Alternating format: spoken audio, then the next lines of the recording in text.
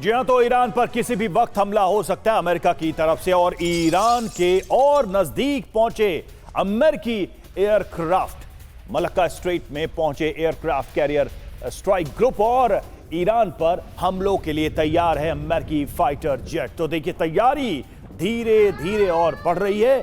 Iran के करीब, Iran के नजदीक अमेरिकी सेना का जमावड़ा बढ़ता जा रहा है। इंतजार हो रहा है ट्रंप की तरफ से ग्रीन सिग्नल का, और उसके बाद हो सकता है बड़ा हमला जिसमें इजरायल की भी बड़ी भूमिका होगी। ये तमाम खबरें आगे हम आपको बताएंगे, लेकिन जो बड़ी खबर है वो यही है कि ईरान पर हमले की तैयारी और ज्यादा बढ़ी है।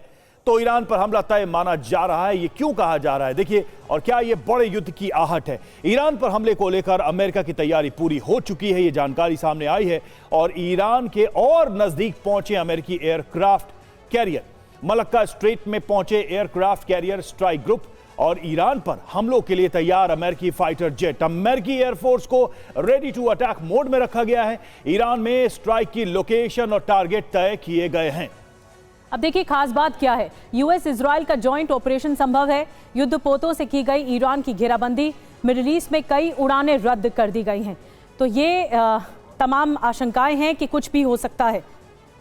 तमाम मेहमान हमारे साथ मौजूद है, लेकिन सबसे पहले मनीष, मैं आपसे ही सवाल करना चाहूंगा कि तैयारियां तो बढ़ती ही जा रही हैं और ऐसा लग रहा है कि ये युद्ध कभी भी छिड़ सकता है। क्या कोई प्रोबेबल टाइमिंग दिखाई दे रही है? वो कौन सी सिचुएशन या वो कौन सा पॉइंट ऑफ टाइम होगा जब ट्रंप ग्रीन सिग्नल देंगे, गो कहेंगे अपनी सेना को? बिल्कुल, देखिए, आपके सवाल का जवाब मैं ईरान की तरफ से दूंगा कि ईरान ने क्या इसका जवाब दिया है कि किसी भी तरह का स्ट्राइक, चाहे वो लिमिटेड हो, अनलिमिटेड हो, काइनेटिक हो, सर्जिकल हो, उसे हम ऑल आउट वॉर मानेंगे और फिर हम उसके हिसाब का जवाब देंगे।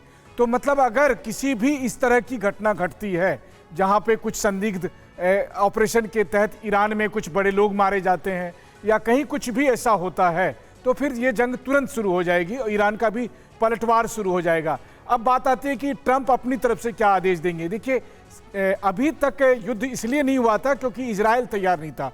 इस लड़ाई का मुझे लगता है कि सबसे पहला पॉइंट होगा कि इजराइल ईरान में कोई ग्राउंड ऑपरेशन करेगा, ठीक वैसे ही जैसे 12-13 जून की रात को किया था जब ईरान की मिलिट्री की टॉप लीडरशिप खत्म हो गई थी। उस तरह से अगर एक आध दो सीनियर लोगों को वो मारने की कोशिश करते हैं तो उसी दिन जंग शुरू हो जाएगी। लेकिन हाँ, क्या तैयारी काफ़ी है? तो मेरा अपना अनुभव और मेरी समझ कहती है कि अभी इजराइल और अमेरिका को थोड़ी और तैयारी करनी होगी, या अगर वो आधी अधूरी तैयारी के साथ इस जंग में जाते हैं तो ये वेनेजुएला नहीं है, उसका उनको ध्यान रखना चाहिए। और आइए एक और बड़ी खबर पर नजर डालते हैं। मिडिल ईस्ट में अमेरिका की बहुत बड़ी सैन्य तैनाती है। जी हां, मिडिल ईस्ट में मौजूदा सैन्य ताकत को तेजी से अमेरिका बढ़ा रहा है, अपने जंगी जहाजों को पहुंचा रहा है। अगले कुछ घंटों में हमलों की तैयारी में अमेरिकी सेंट्रल कमांड आ जाएगी। तो मिडिल ईस्ट में इस वक्त सेंट्रल कमांड, अब सेंट्रल कमांड में क्या है, अमेरिका की क्या तैयारी है, ये हम आपको बताने जा रहे हैं। कुछ ग्राफिक्स के जरिए हम आपको बताएंगे कि किस तरह से अमेरिका कभी भी अटैक कर सकता है ईरान पर, और अटैक मोड इतना हावी है कि वो इजराइल के साथ जॉइंट ऑपरेशन को अंजाम दे रहा है। कभी भी कुछ भी हो सकता है। तय है महासंग्राम, क्योंकि अमेरिकी सेंट्रल कमांड ने ईरान की घेरेबंदी कर दी है। जॉर्डन पहुंच गए हैं अमेरिकी सेंट्रल कमांड के एयरक्राफ्ट।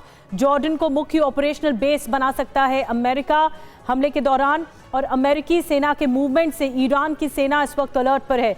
जॉर्डन ही क्यों अहम है, ये सबसे अहम सवाल, क्योंकि एयर स्ट्राइक ड्रोन ऑपरेशन तेजी से यहाँ पर संभव है। लॉजिस्टिक सपोर्ट यहाँ पर बहुत अच्छे से हो सकता है। मतलब क्या है सबका, जॉर्डन सिर्फ बेस नहीं है, कमांड सेंटर बन सकता है और पूरी तरह से अमेरिका के लिए एक ढाल बन सकता है जॉर्डन।